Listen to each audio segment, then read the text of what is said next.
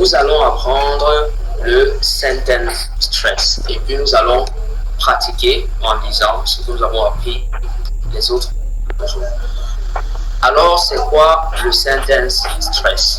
Et donc, comme le word stress concerne les syllabes, une syllabe accentuée sur plusieurs syllabes, le sentence stress concerne un mot accentué dans plusieurs autres mots. Très important de le savoir. Et donc, le word stress, c'est une syllabe accentuée dans un mot.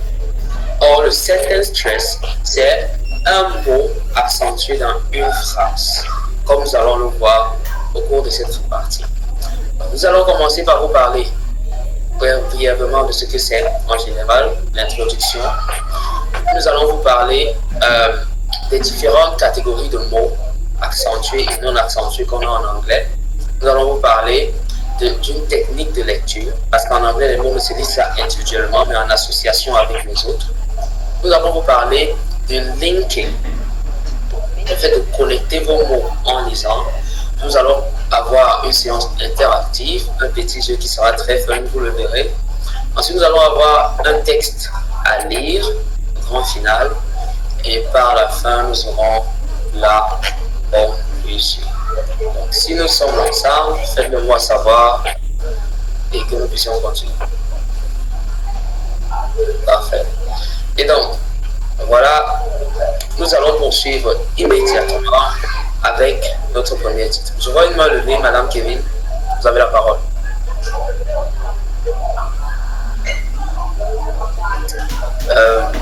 Ok.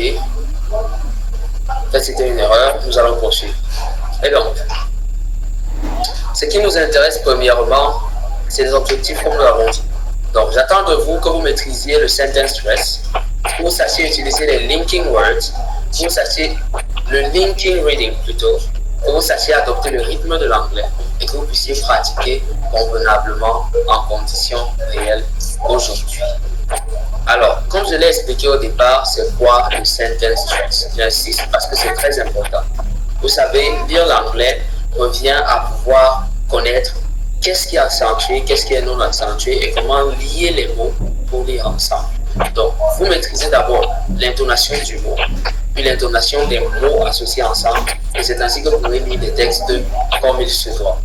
Alors, le sentence stress, c'est le rythme d'anglais. It is the rhythm of English. It's a mark of emphasis. C'est une marque d'emphase où vous donnez un accent particulier au mot important. Au mot important. Alors, comme vous le voyez écrit ici, le sentence stress en anglais, on ne prononce pas tous les mots avec la même force. Ceux qui n'ont pas compris, c'est ce que ça veut dire. Dans les articles, les mots courts, les prépositions et autres se prononcent très bas ou alors se sautent presque. Or, les noms, les adjectifs et autres se prononcent haut, tel que nous le verrons très vite. Alors, voici les content words que nous avons en anglais.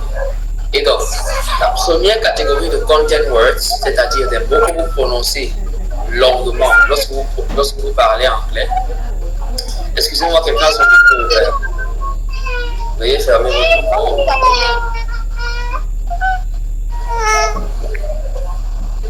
Ok, je vais poursuivre.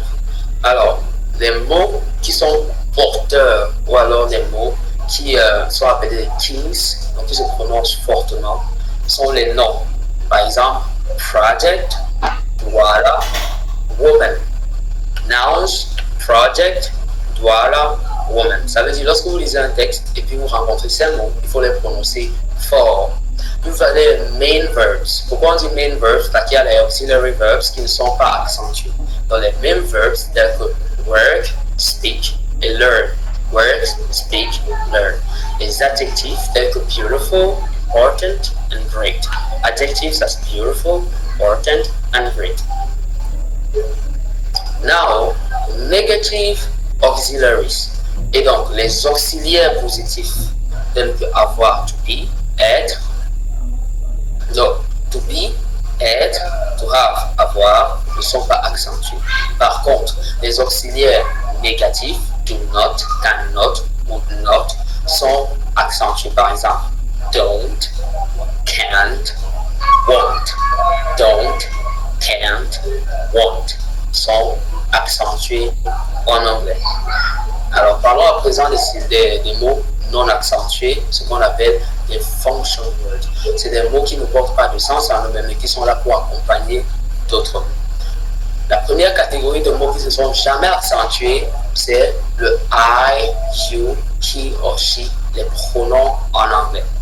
Et donc, vous ne pouvez pas dire I am, ok, I am. C'est comme ça que vous prononcez.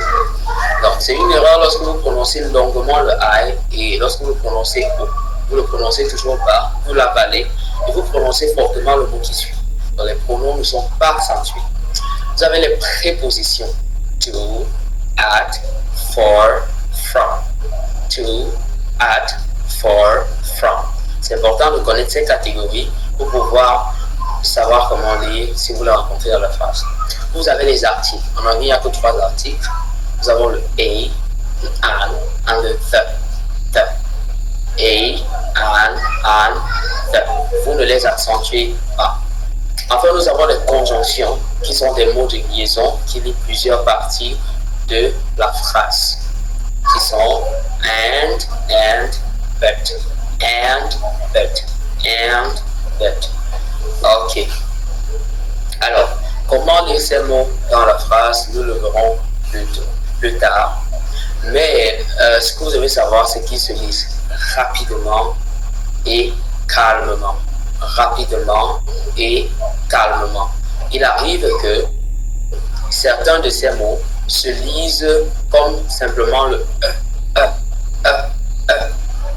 comme vous le voyez ici. Le E, en effet, c'est le schwa sound.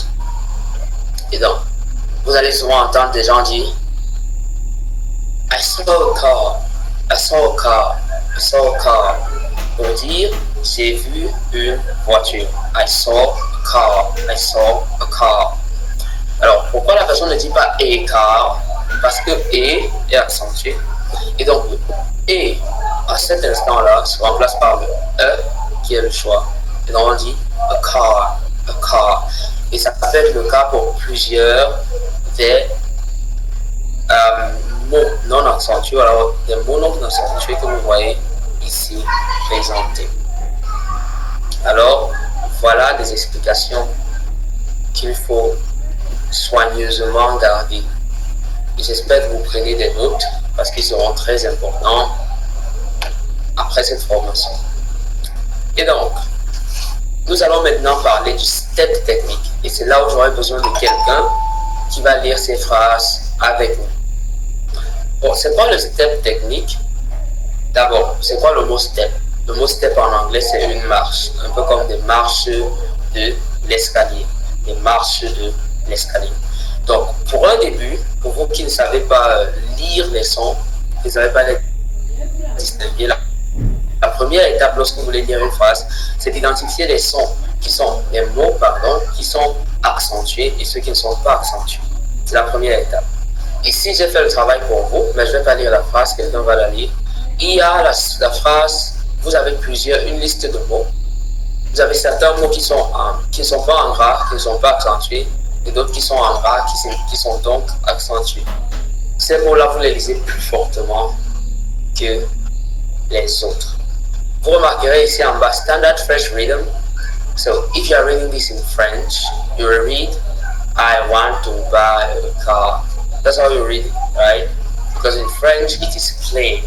There's no difference in the rhythm of what you read. But in English, it's not the case. So I would like somebody to help us read this. Okay. Same thing here. So I want somebody to read this first, then somebody to read this other one. Okay. Great. Alors, j'aimerais que quelqu'un lise cette première phrase, celle-ci. Que quelqu'un d'autre vienne lire cette autre phrase.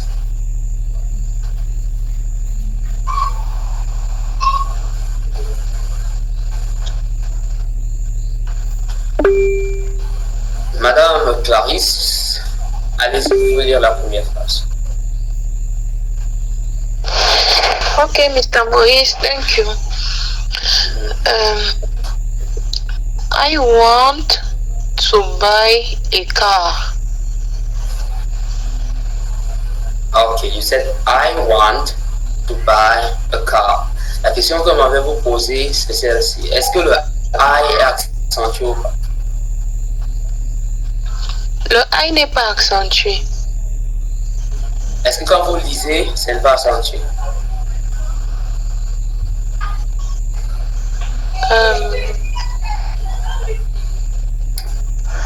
Bien, si. Mon intention, c'était de le dire sans que ça ne soit accentué. D'accord, d'accord. Je vois Madame Clarisse Ayemele. Est-ce que vous pouvez lire la même phrase? La même phrase. C'est moi qui viens de la lire, Mr. Moïse. Une autre. Désolé. Madame Kevin Tamdo, est-ce que vous pouvez la lire? I want to buy a car. I want to buy a car. Je pense qu'il y a le même problème. Le I du début est accentué. Et puis vous dites a car, toujours un peu accentué.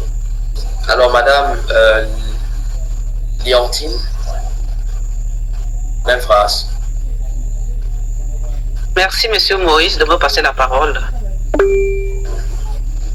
I want to buy a car. I want to buy a car. I want to buy a car. I want to buy a car. Maintenant, le problème, c'est le tout. I want to buy a car. Ok? Le tout est accentué ici. Great. Une dernière personne pour cette phrase. Monsieur Abdou. I want to buy a car. I accentué, tout accentué et accentué.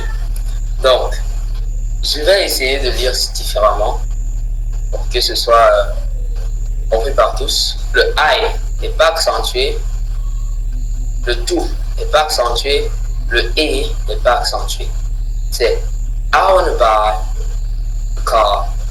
I want to buy a car. I want to buy a car. Vous voyez, lorsqu'on lit de la sorte, c'est pas parce qu'on veut sonner comme les Américains. Ok? C'est pas parce qu'on veut sonner comme les Américains, c'est les règles de l'anglais qui l'imposent. Ok? I want to buy a car. I want to buy a car. Vous voyez, le I, je dis pas très bas. On dit pas I. Ok? One, Ici, le tout se transforme en Et le comme je l'ai dit, c'est le choix. Donc, au lieu de dire tout, on dit I want a buy a car.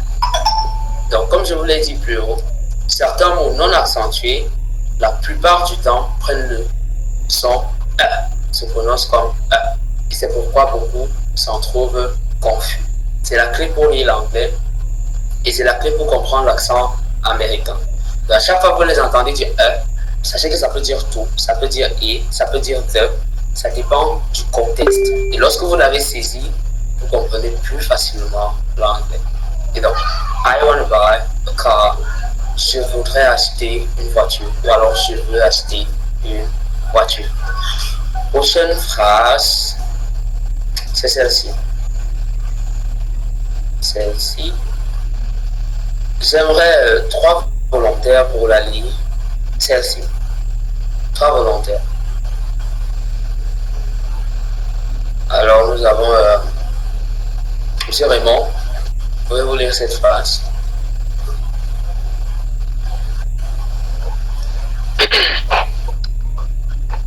Speaking English is good for my job. Okay, fairly good. Speaking English is good for my job. Thank you. Thank you. Speaking English is good for my job. I would say that this one is not difficult per se because there are many stressed words there, right? As you can see, you have the speak, you have the in, the English, right? Speaking English, good, then job. The only words that are not stressed are these one, right? For, my, and then you have is. Okay. So you had an issue with pronouncing female. So can somebody try? Somebody else.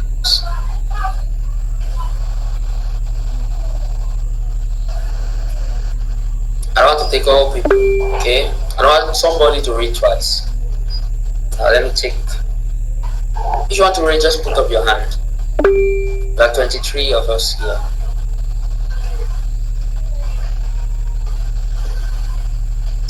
Okay.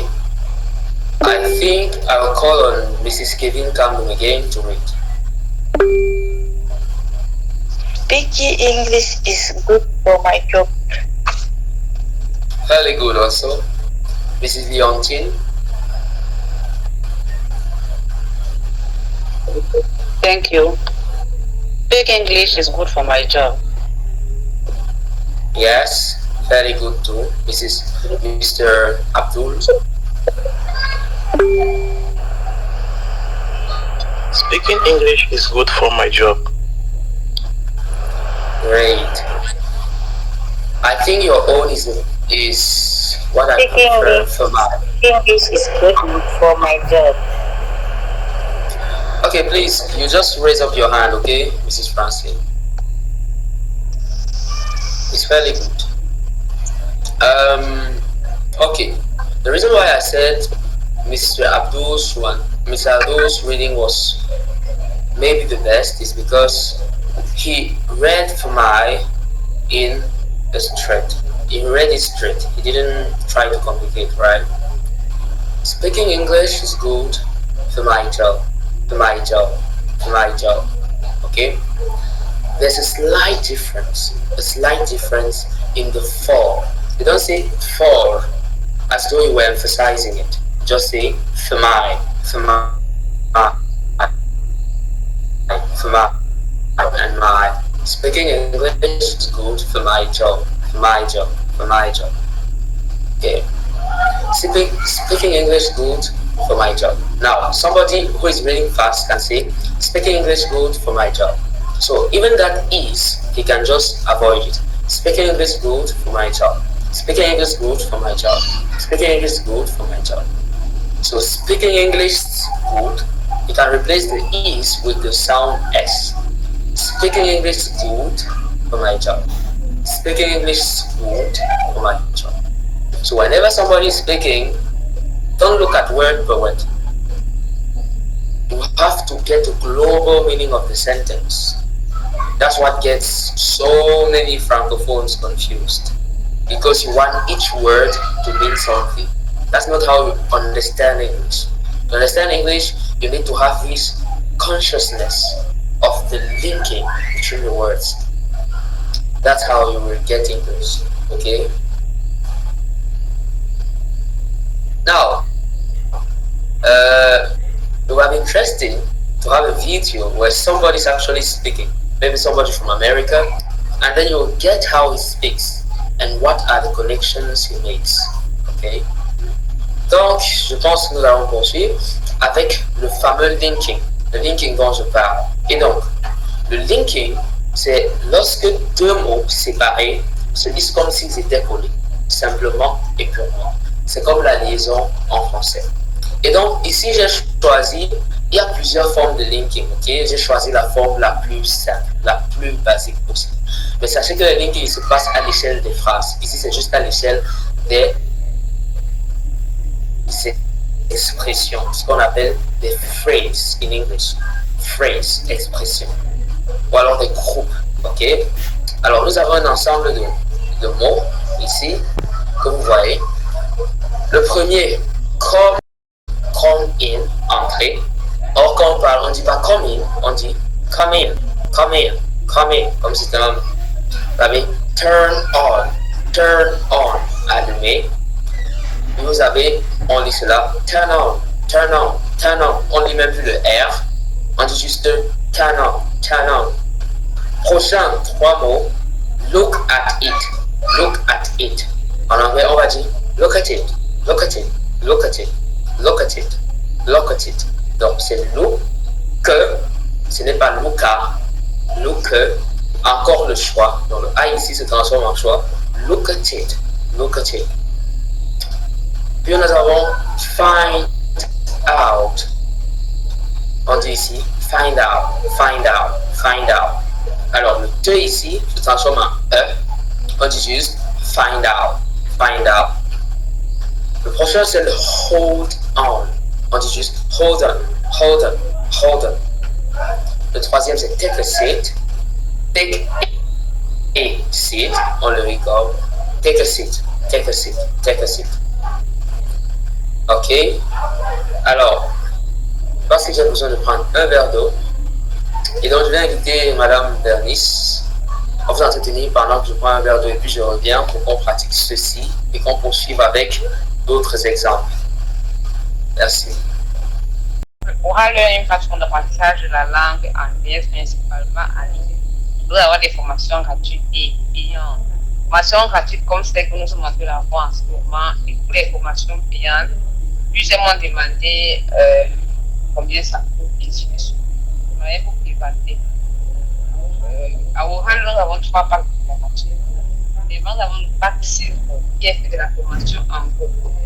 Je dirais les personnes qui aiment bien lorsqu'on est en groupe, ce pack est pour. Donc, lorsque vous inscrivez pour ce pack, vous avez droit à un test de niveau dès le début pour savoir exactement quel est votre niveau en anglais. Vous êtes A1, A2, B1, B2, et ainsi de suite. La méthodologie, c'est l'apprentissage pour la dynamique en groupe pour pratiquer ensemble. Voici les exemples que j'ai lus et je vais inviter, par exemple, j'ai besoin d'une personne pour lire. Okay? Un exemple, une personne lit et puis nous poursuivons. Donc faisons-le rapidement, s'il vous plaît. Nous avons Madame Léontine pour le premier. Est-ce que vous pouvez lire le premier? Coming. Good. Merci. Deuxième. D'accord, bien fait. Madame Clarisse. Tana. Madame Clarisse, le deuxième.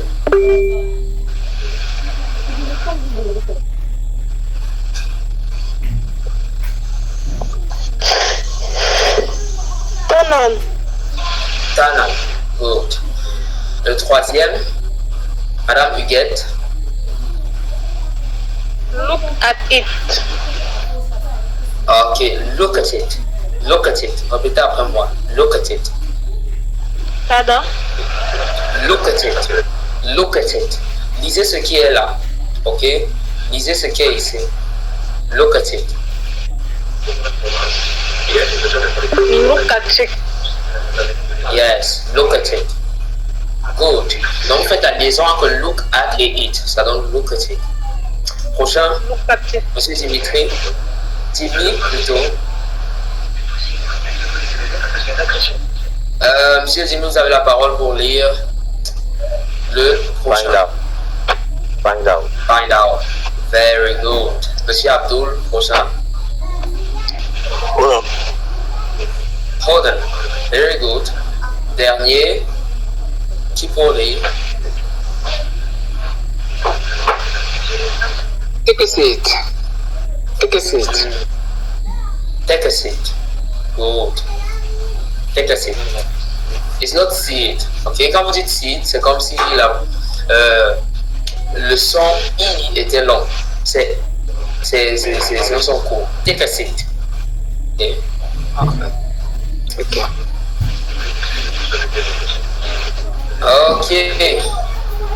Donc, nous allons poursuivre avec un jeu intéressant, chose promise, chose due. Ici, nous avons un jeu dont le principe est très très simple. Ok. Donc, voici le texte que nous devons lire. Vous avez ici ce symbole à l'image, c'est la liaison. Donc, à chaque fois que vous lisez ce symbole, sachez que vous devez faire la liaison entre ce mot et celui-ci. Ici également, c'est la même chose. Maintenant, quand vous voyez ceci en début de phrase, ça veut dire que c'est la partie accentuée du mot. Nous avons là ça ici, nous avons également ici. Et puis, vous avez les liaisons. Maintenant, lorsque vous voyez ces mots, ça veut dire qu'ils sont accentués. Ceux qui ne sont pas comme ça sont non accentués. Ok? Donc, je vous inviterai à lire très doucement pour pouvoir respecter chacun des mots. et à le lire en respectant la prononciation telle que nous l'avons apprise jusqu'à présent. Donc, comment est-ce que les autres vont participer à ceci? Je vais désigner la personne qui va lever le doigt. Pendant ce temps, les autres ne sont pas passifs, ils sont actifs. Donc, si vous trouvez que le rythme est bon, vous mettez ce symbole, l'emoji du feu. Si vous trouvez que qu'il a bien lu, vous applaudissez des mains, l'emoji d'applaudir des mains. Si vous trouvez que c'est très clair, vous mettez cet emoji qui est l'étoile. Donc, allons-y. J'ai besoin du premier volontaire pour lire ceci. Madame Huguette, première volontaire, allez-y. Good evening, I am Helen. Today is great day for business in Douala. Many women are learning English at Orléans. Thank you for watching. Ok. Reactions. Les réactions.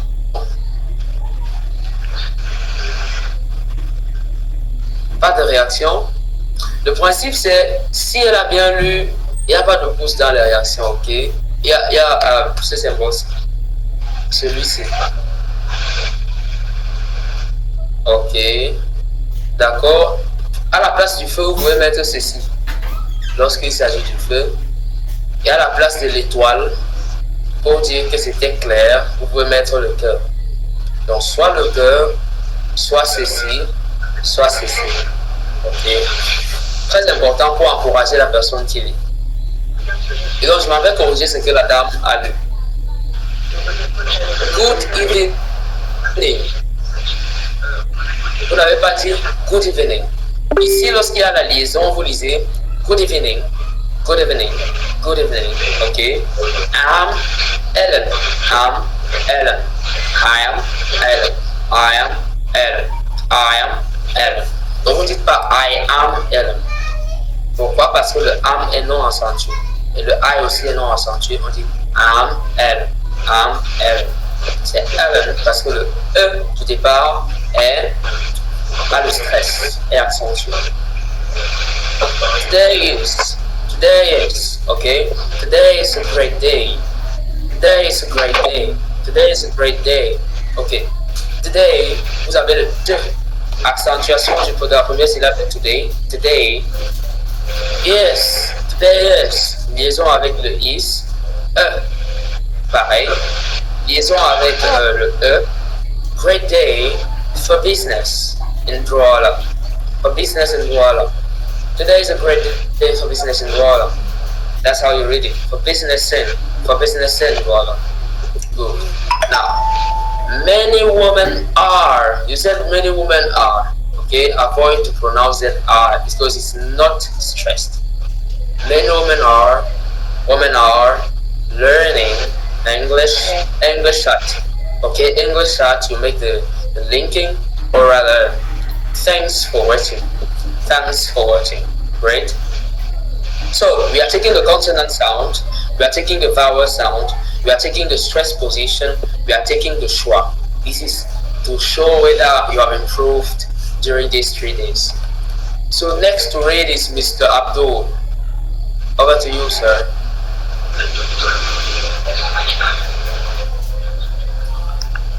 Good evening, I'm Helen. Today is a great day for business in Douala. Many women are learning English at Orléans. Thank you for watching. Good, I like it. So,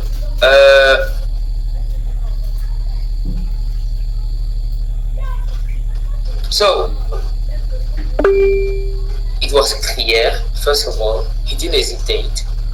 But still, he didn't pronounce the linking words correctly. Okay? The linking words, he didn't pronounce it very correctly, but for the rest, it was good. Okay? Good evening.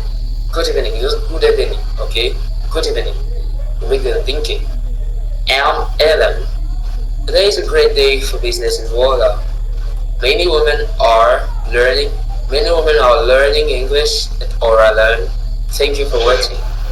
Okay, Mr. Jimmy, over to you.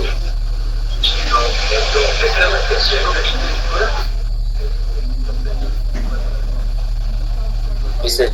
Jimmy, over to you. Yes, can you read? Good evening, I am Aaron. Today is a great day for business in Douala. Many women are learning English short orally. Thank you for watching. Perfect. Can we give you a hand? Very good. So, you see, it doesn't seem natural to you, but I can assure you, if you keep on reading that way, you realize that after a while your accent will change. Your accent will change, right? Your accent will change. Even I know how to read, but I still a Cameroonian, right? That's not how I speak. That's why I don't speak exactly like I should. But the goal of this is to make yourself understandable and to strive to reach the best. Okay? So your own was a very good attempt. I want the last person to read this.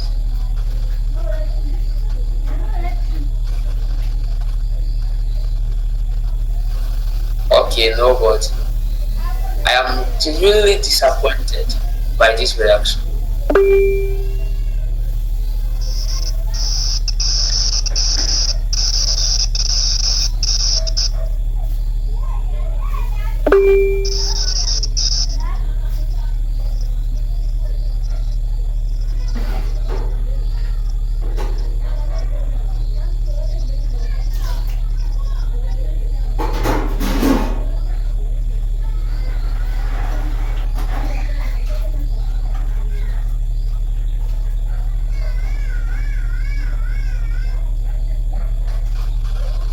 Hello? Hello, Mrs. Kevin. Over to you. I had a network issue, but now it's okay. Okay. Good evening, Amhali. Today is a good day for business Douala. Many women are learning English at already. Thank you for watching.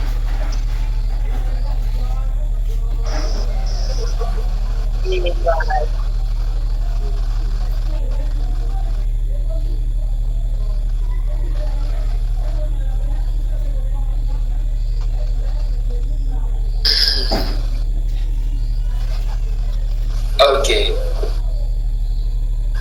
Courage, finish the sentence. We'll move to something else now. Good evening. I read for the last time. Good evening. I'm Ellen. Today is a great day for business in Douala. Many women are learning English at Oralem. Thanks for watching. You see, when you speak English, you are calm, right? So I think by the end of this, you'll be able to read better. Thank you.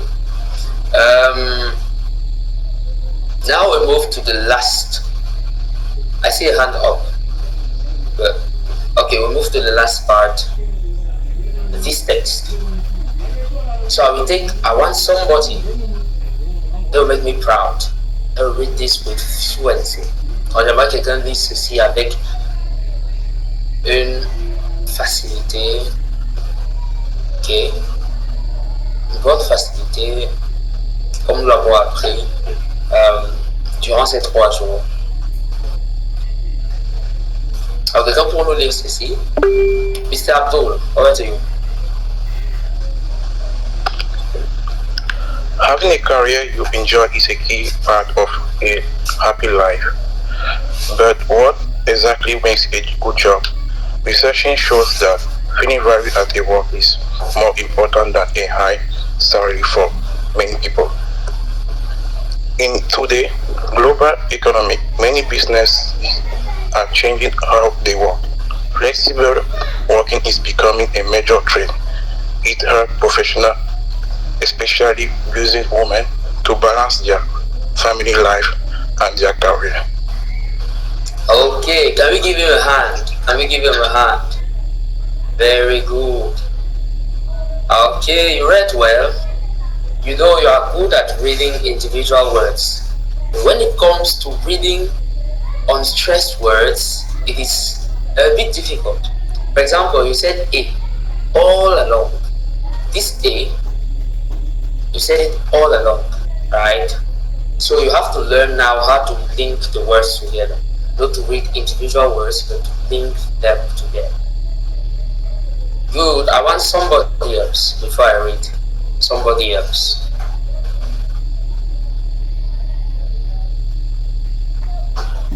A hand, I don't see. So I will read. So, I see Mrs. Leontine. Yes, you can read. Thank you, sir. Having a career you enjoy is a key part of a happy life. But what exactly makes a job good? Research shows that feeling value at work is more important than a high salary for many people. In today's global economy, many businesses are changing how they work. Flexi working is becoming a major trend. It helps professionals, especially busy women, to balance their family life and their career. Okay. Can we give her a hand? Big hand. Good. Now your speed was good, right? Speed was good, but I noticed 4 major mistakes. 4. The first one is business. You said many business. There's many businesses. Many businesses. Many businesses. Then here you said professional. It is professionals. Professionals. Here you said balance. Okay, you don't say balance. You say balance. Balance. And then here you said family. It's family. Family. Family. It's not family. Family. Great. Now you have your average. That is, you pronounce words fairly good, and then you link it fairly good. So just strive more, make more efforts, and you reach there. So let me. Thank you. Thank you, sir. Great. So having a career you enjoy is a key part of a happy life. But what exactly makes a job good? Research shows that feeling valued at work is more important than high salary for many people. In today's global economy, many businesses are changing how they work. Flexible pay is becoming a major trend. It helps professionals, especially busy women, to balance their family life and their career. Okay? It imposes you to read it in a slow way, slow motion. That's why you will see people in English always speaking like as if they don't want to speak. It's because they are obliged. It's English that is like that. So let me repeat. Having a career you enjoy is a key part of a happy life. What exactly makes a job good? Research shows that a feeling valued at work is more important than a high salary for many people. In today's global economy, many businesses are changing how they work. Flexible pay is becoming a major trend. It helps people, it helps professionals, especially busy women, to balance their family life and their career. Great. So that was all for this reading. Now we are almost at the end. Before I give the homework, I want people who have questions to ask them.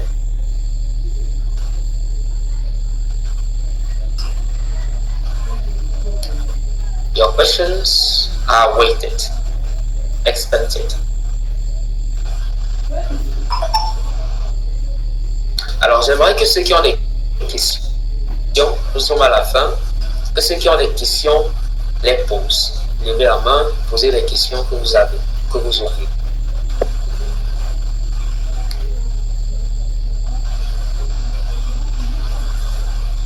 Pas de questions.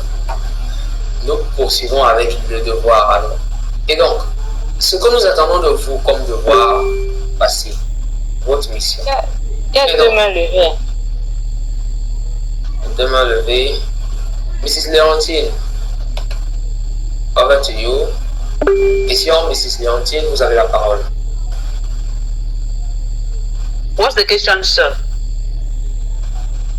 Ok, je disais, est-ce que vous avez des questions par rapport au cours d'aujourd'hui ou toute autre question qu'on n'avait pas pu poser les autres jours?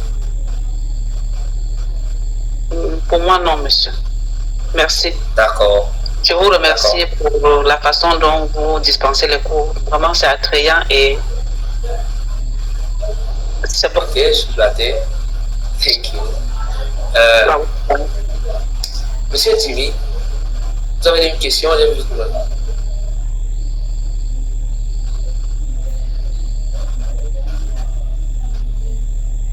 Monsieur Jimmy, vous êtes là?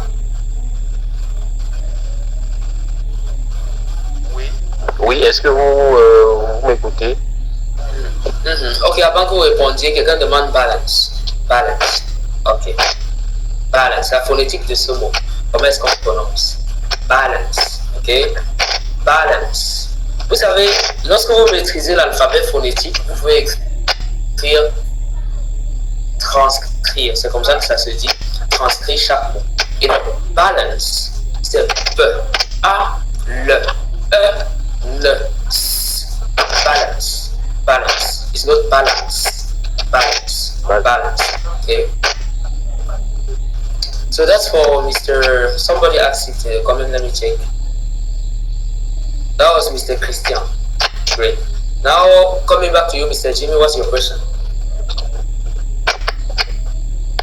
Ok, ouais, je demandais précisément, en fait, moi j'ai des difficultés quand le texte en anglais devient un peu long, j'ai du mal à traduire en français. Et quand ce sont les petites phrases, les 2, 3 ou 4 lignes, je peux traduire. Je ne sais pas s'il y a un secret, parce que j'ai fait une remarque en anglais, il n'y a pas le moutage, donc je ne peux pas traduire à partir du devant vers l'arrière jusqu'à non. Il y a les mots que tu vas devoir renverser pour former un sens. Je ne sais pas si c'est une technique, il y a une technique pour ça, je ne sais pas trop. En fait, c'est ma préoccupation. Ok. D'accord. La réponse à cette préoccupation est une question de structure. Ok? C'est une question de structure. Lorsque vous connaissez les règles qui gouvernent les assemblages de phrases, des expressions ou des groupes nominaux, vous connaissez les règles qui gouvernent l'assemblage des clauses, c'est-à-dire des propositions entre elles. Et puis vous connaissez les règles qui gouvernent l'assemblage des propositions entre elles. Il est très facile de comprendre le sens des phrases. Alors, je pense que l'un des moyens les plus rapides de comprendre l'assemblage des phrases, c'est de maîtriser les linking words. Les linking words. En anglais, ces mots permettent d'établir une liaison entre plusieurs phrases. Et donc, vous pouvez utiliser un linking word pour introduire une addition. Nous avons and, furthermore, additionally. Lorsque vous maîtrisez ces mots, vous pouvez faire le rapport entre plusieurs idées. Puis vous avez des mots qui introduisent des concessions. Meanwhile, even though, etc. Donc, c'est tout un cours. Lorsque vous connaissez les règles qui régissent, c'est pourquoi on fait beaucoup de grammaire. Et lorsque vous connaissez principalement les règles de la structure de l'anglais, vous allez voir que vous serez capable de lire mieux.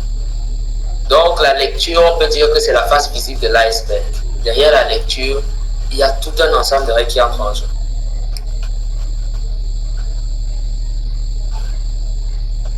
Ok, qui d'autre? Madame Kevin, over to you. Ok, merci. S'il vous plaît, déjà, j'ai des problèmes de prononciation. Et aussi au niveau de la confusion des mots, puisque un mot a plusieurs sens, donc ça crée un peu de diffusion. C'est un peu ça. Ok. Problème de prononciation. Vous savez, la manière la plus rapide d'apprendre la prononciation en anglais, c'est de vous exposer le plus possible à l'anglais.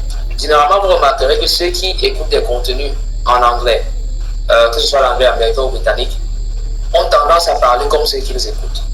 Donc, si vous écoutez, même sans connaître les règles de phonétique, si vous écoutez des gens parler en anglais chaque jour, vous allez voir qu'au bout d'un certain temps, vous allez prononcer comme eux.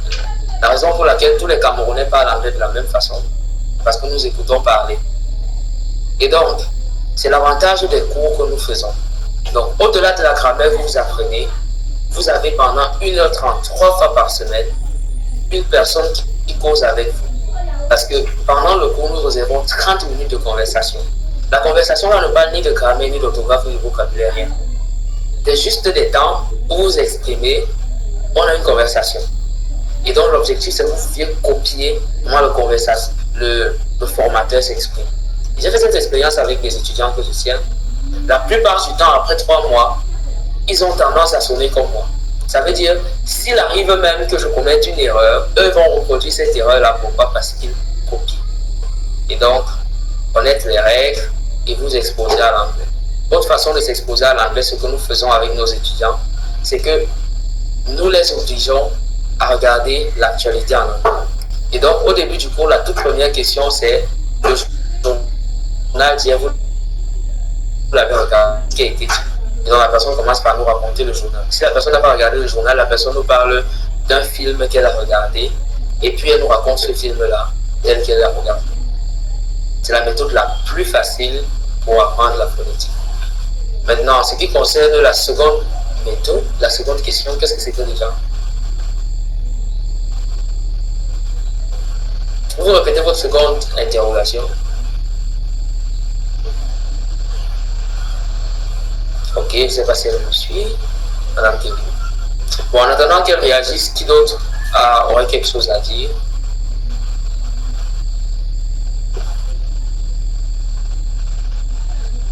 Ok, la question de Madame Kevin m'est revenue. La multiplicité des sens des mots. Un mot qui signifie plusieurs choses. Tout d'abord, nous avons appris ici en anglais que le changement de position du stress, c'est-à-dire de l'intonation, de la marque d'insistance, peut signifier changement du sens de la phrase. Donc, vous avez un mot comme report, qui signifie rapporter, report, qui signifie rapport.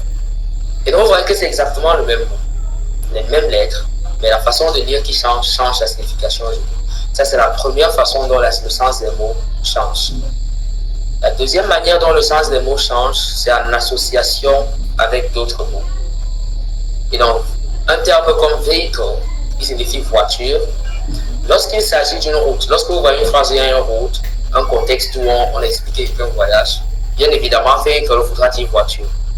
Maintenant, lorsque vous voyez une phrase où on parle de concept, de compréhension, de choses abstraites, et vous voyez véhicule, vous saurez en contexte que véhicule ne veut pas dire voiture, mais ça veut dire moyen, méthode, ok?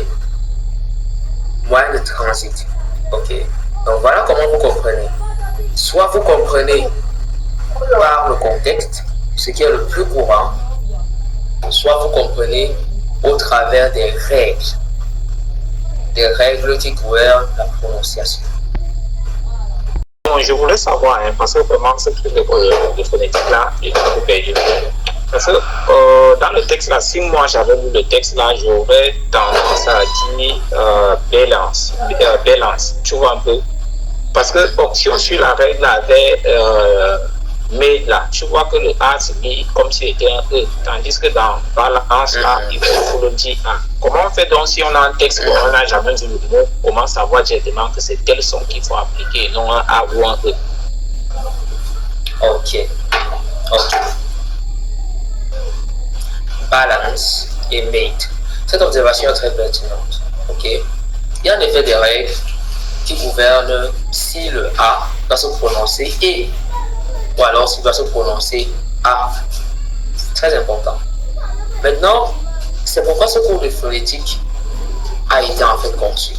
C'est la raison principale même pourquoi ça a été conçu. C'est pour que vous sachiez comment lire les mots, pas en fonction de la lettre que vous voyez qui est A. Parce que l'alphabet, on dit A, B, C, D. Ça veut dire que partout vous voyez A, vous aurez tendance à dire E. Ok? La phonétique vous apprend donc que le A, dans certains contextes, peut se réaliser en E. Qui signifie, qui est le son du choix, peut se réaliser en E. Ok? Il peut se réaliser en E, vous réalisez en A comme dans balance. Ok, comme dans balance. Maintenant, cherchez une règle qui vous montre que lorsqu'on a B et A, ça donne pas ou B. Ça n'existe pas. Ça n'existe bonnement pas. Donc, apprendre l'anglais, c'est s'exposer. Je vais vous prendre un exemple. Vous avez BA dans bakery. Vous voyez, BA, bakery. BA, balance. BA, bath. BA, bien, on dit quoi? Balcony. Balcony. Ok? Donc, vous avez des BA qui se prononcent différemment. Donc, du coup, soit vous connaissez, soit vous connaissez. Voilà. Autre question? Je ne sais pas si ma réponse vous satisfait. Ok. Ça va. Ok, j'ai compris. Ça veut dire en fait que même si on apprend la phonétique, on doit en fait connaître en fait le mot en question et sa prononciation exacte. Donc même si tu es champion en phonétique, il faut d'abord connaître le mot lui-même. Oui, si tu es champion en phonétique, il faut connaître le mot lui-même. Pourquoi? Parce que la phonétique, c'est à lire. C'est comme un outil qui te sert à faire quelque chose. Ok, d'accord. Ok. C'est un outil qui te sert à quelque chose. Ok. Parfait. Autre chose, autre question? Pas de question. Alors, j'explique le devoir. Donc, vous avez assisté à ces 3 jours de formation. Vous avez certainement retenu des choses. Et donc, le devoir sera d'enregistrer une vidéo de 45 minutes, où vous dites, 45 secondes, pardon, très important de dire secondes, 45 secondes, où vous parlez de ce que vous avez compris. Ok. Vous parlez de ce que vous avez compris. Alors, le premier jour, c'était le vowel sound, le choix. Deuxième jour, consonant sound, le word stress. Troisième jour, sentence stress et les linking words, ainsi que la pratique. Et donc, vous nous dites ce que vous avez appris pendant ces 3 jours-là, quelque chose de spécifique. Okay? N'allez pas dire tout ce que vous avez appris. Choisissez un aspect qui vous a marqué, que vous avez appris, et envoyez-le nous. Ensuite, lorsque vous envoyez, nous allons vous répondre, notamment pour corriger la prononciation. Ok, donc vous pouvez commencer par vous présenter, dire comment vous avez trouvé la formation et parler de ce que vous avez retenu. Ça nous fera plaisir de recevoir ces devoirs-là.